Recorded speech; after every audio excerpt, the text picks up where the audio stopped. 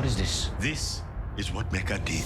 We're built to move drugs, not guns. A gun deal upstate tonight.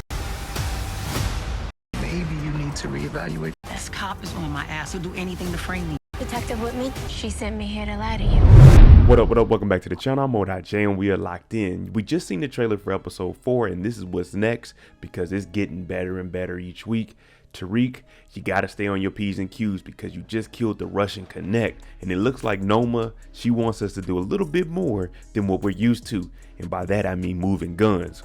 Whoa, Noma, that's moving a little bit too fast. But before we jump into this and break down the trailer, if you like power content, breakdowns, theories, and predictions, then hit your subscribe button and turn on your notification bell so you get something every time I upload. Make sure you hit that like button and follow me on Instagram right here. Now, let's go ahead, jump into this trailer, break down a few key moments because episode 4, the build up is getting there. We still don't even know what's going on with Kiki. How is that going to work out? Because Uncle Lucas, we already had one black guy on the staff. So let's jump into it. This is what's next for episode 4 of Power. I'm not like my dad. I'm smarter than him. Better than him. The first thing we see in here out the gate, guns, guns, guns. Now, Noma, we haven't seen her in a minute, but Obi, he keeps popping back up. And we know in episode 3, $1 million next time they meet or someone's dying.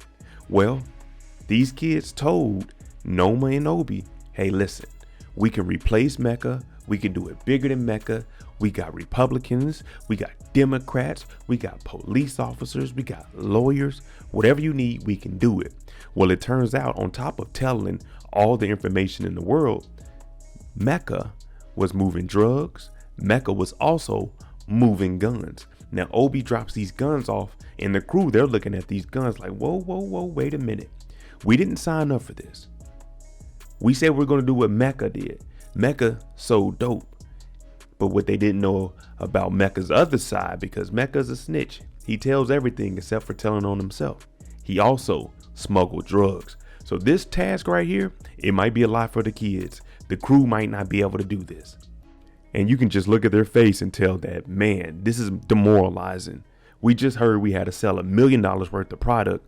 Now we got to move guns. First of all, who are they going to move guns with? Because Effie, she's selling work on campus. Brayden is selling work through a website. Who is going to be able to move these guns? Now, Drew is here and Kane's here. So this looks like something they might have to be doing on the streets even more. So they might have to lean on at least the logistics of Kane and Drew with Lorenzo spreading the footprint. And then the dope and all the product goes to Tariq and Brayden over on Wall Street. Because I don't see how they're going to be able to move guns on Wall Street. Now, the drugs, okay, we can live with that. But the guns, it looks like it's going to have to go with Kane and Drew.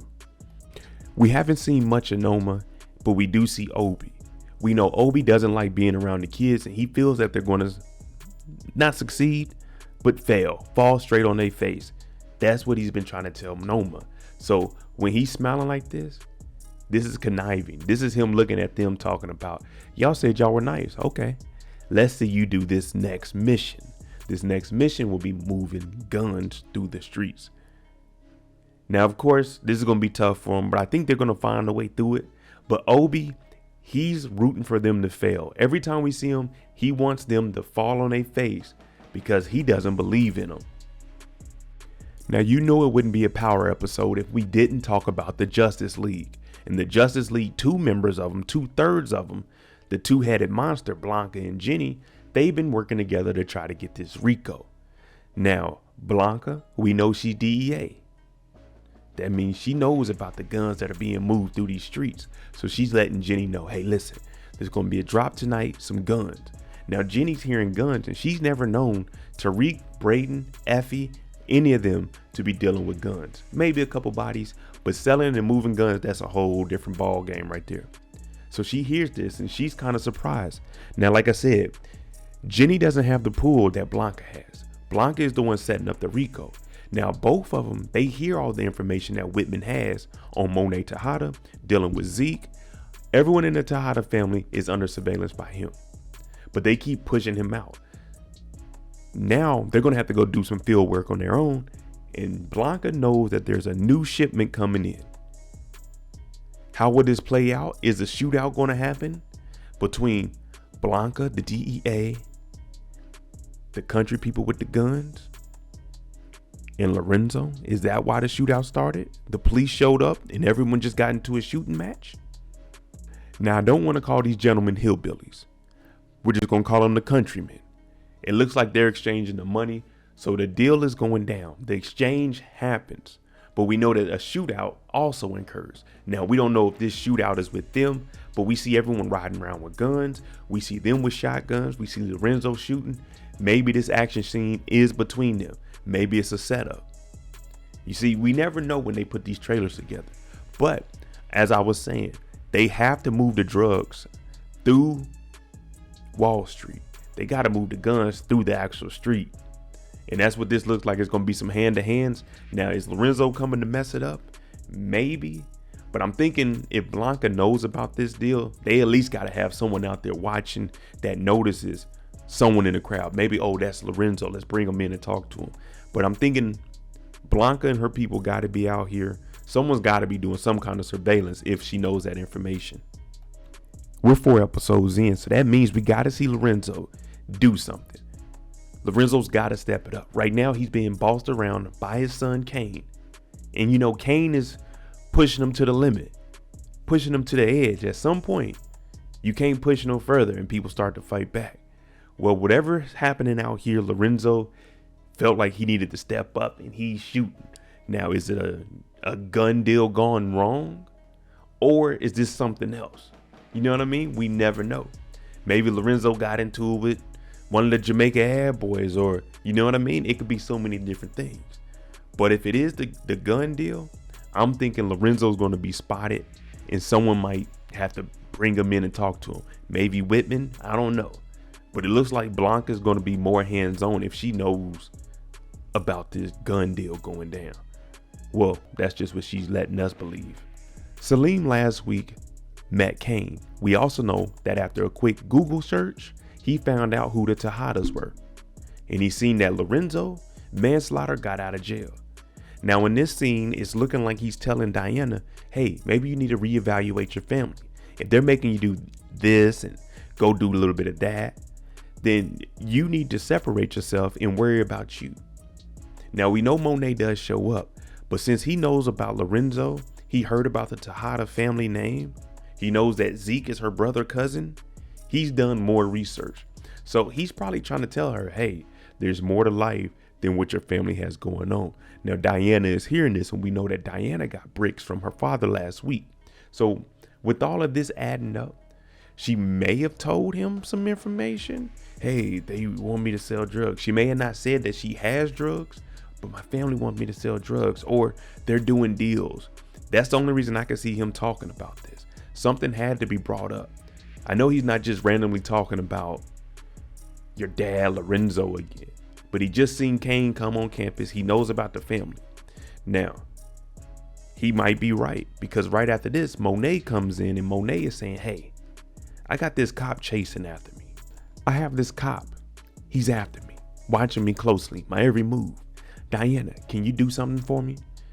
Now, Diana, she runs her mouth. Diana, she's in the room with Salim. I don't know if that's before or after, but he's telling her to separate herself. Monet is drawing her in. Now, Monet hasn't been nice to Diana at all. And now she wants her to do something about a white cop that's been chasing after her after she just sat down in the office and told him that there was a guap involved with the Zeke murder after they just killed a guap. But that's neither here or there.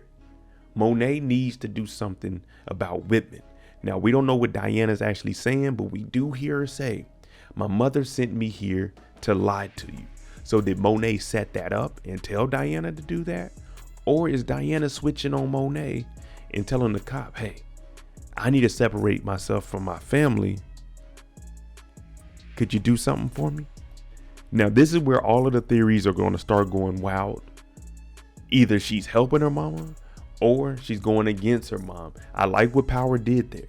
They gave Salim a moment to tell her to separate herself from the family. They gave Monet a moment to bring her back to the family. And then there's a moment where she talks to the cop. Now, either one of those theories could be correct. she's coming here to tell Whitman my mama lying. Maybe she did something. Or she's coming to say my mom is lying. It wasn't a GTG member. It was a Jamaica Ave guy. It was one of the boys from Brooklyn. You see what I'm saying? Because we don't know what the Castillo family is going to do. So maybe, oh, she was lying. It wasn't GTG. It was the Castillo brothers in Brooklyn. We never know. And last but not least, young Tariq. He got a lot of decisions to make. He did meet RSJ. Lucas is using him. He's been told use them back. Effie moving work on campus. Diana moving work on campus. Kane, Drew just got them a new connect in Brooklyn. You, Effie, Brayden got a new website, but you got to maintain all of it. Yeah. So we're about to start seeing Tariq develop a little bit. Plus he just caught a body. So he's going to have to lay low, but they got to start pushing this product. And we heard they got guns this week. So man, they're going to definitely have to step it up. Whatever they've been doing, they got to go 5 to 10 times harder. Pause. But Tariq St. Patrick, it's a long road ahead of you. This is only episode 4.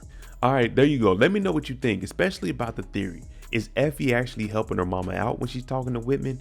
Or is she setting her mama up and separating like Salim wanted her to do? But let me know what you think. I'm J. If new to the channel and you like this kind of content, hit that like button, hit that subscribe button. Thanks for watching. I'm out.